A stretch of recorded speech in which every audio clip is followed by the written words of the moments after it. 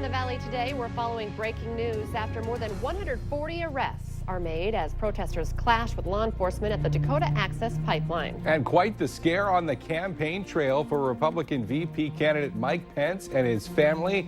His plane slides off a runway when landing in New York. We'll let you know what the plan is today as investigators try to figure out what happened.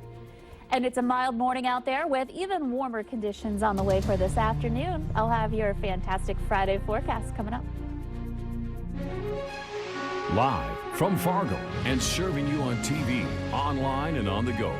This is the Valley Today on Fargo CW. We've been here for months and they're still digging and now they're trenching. And who knows what they're disturbing now. And I just want to run out there by myself. But they keep telling me not to because it's dangerous.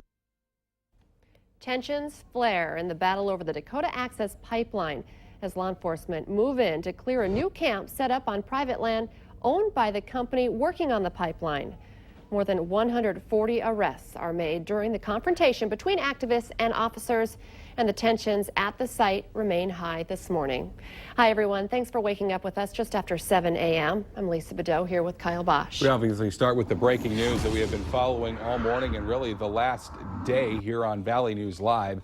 The Dakota Access Pipeline conflict reaching a boiling point after protesters and law enforcement stood face to face. As we mentioned, more than 100 people have been arrested just in the last 24 hours as police work to clear out protesters from private property.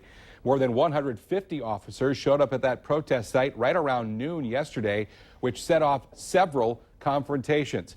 Police say at points protesters were throwing rocks, logs, bottles, Molotov cocktails, and other debris at officers.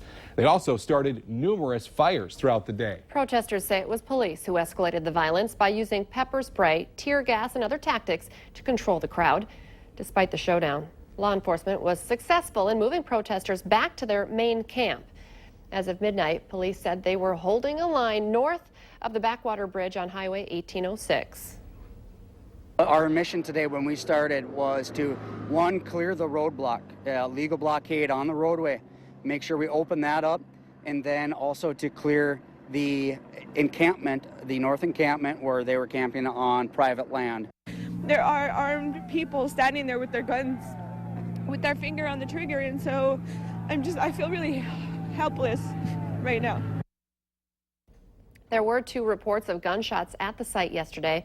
The Department of Emergency Services says protesters ran a person off the road, and the driver, who was armed, was shot in the hand. In the other case, deputies say a woman being placed under arrest pulled out a gun and fired 3 shots at officers, narrowly missing a deputy. Well, the action at the protest site is drawing reaction from North Dakota state leaders, including the Attorney General and Governor, who both weighed in yesterday. Governor Jack Dalrymple said law enforcement officers made it very clear they asked protesters to voluntarily leave. Attorney General Wayne Stencham praised officers' restraint during the process. Hopefully, we have persuaded these protesters that our state highways and county highways, private property is not the place to carry out a peaceful protest. And we will stand by that for as long as we have to. Law enforcement has been in a very difficult position from the very beginning. I think they've handled it well, and they have been very thoughtful under very trying circumstances.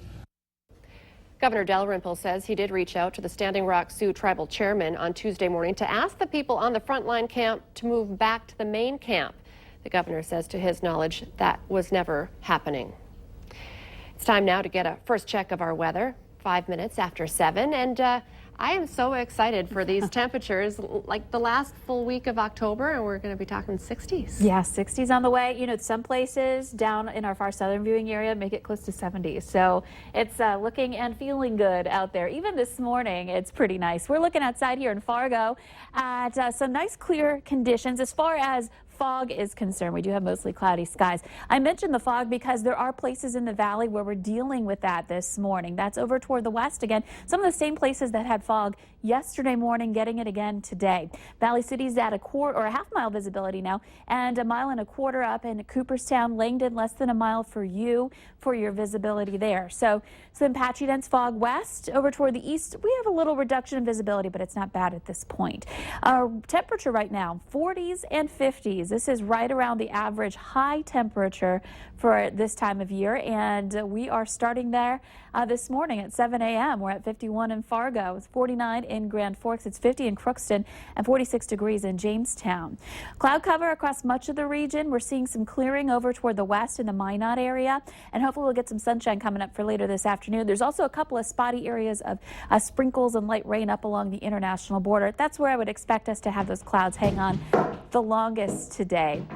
By later on this morning, expect to see temperatures that are into the upper 40s to some low 50s, and ahead for the noon hour back into the 60s already at that point in southeastern North Dakota.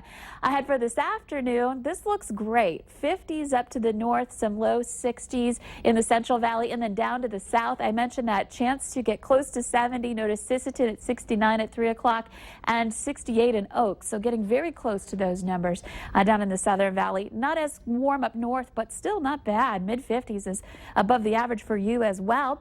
And by this afternoon, this evening, a few more clouds start to work their way back in. We've got a cold front that will be moving through later today, and that will be bringing a wind shift, and that will bring us some cooler weather coming up for this afternoon, or for tonight and into the weekend. So this is kind of a one-day warm-up, and I hope everybody gets to enjoy it just a little bit. At least when you step out the door, you're not going to be shivering this morning.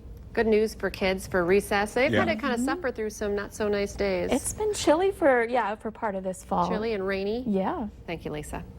Developing this morning, NTSB investigators will begin examining what caused a plane carrying Republican vice presidential nominee Mike Pence to skid off the runway. The accident happened last night as the aircraft was landing at New York's LaGuardia Airport in heavy rain. None of the estimated 30 people on board, including Pence's family, was hurt. In our election 2016 coverage this morning, after that scare with Pence's plane, both Donald Trump and Hillary Clinton expressed relief that everyone was okay. Trump, who campaigned in Ohio yesterday, is set to rally in New Hampshire, Maine, and Iowa today. Clinton is also holding events in Iowa today after campaigning with First Lady Michelle Obama in North Carolina yesterday. Dilworth police are asking for your help to track down a pair of shoplifting suspects. Investigators have released a picture of the two men allegedly involved in numerous liquor thefts in Dilworth and the surrounding area. We have the pictures up on your screen right now. The men are suspects in an assault as well at Walmart this past Saturday. Police say the men were seen driving away in a silver Toyota with Minnesota license plate number 712HWE. If you have any information, please call Dilworth Police. Friday morning means it's time to get a look at this week's Valley's Most Wanted. Fargo police are on the lookout for Varfi Kamara. His picture's up on your screen right now. He's wanted for felony criminal conspiracy charges. Call your local law enforcement if you have any information.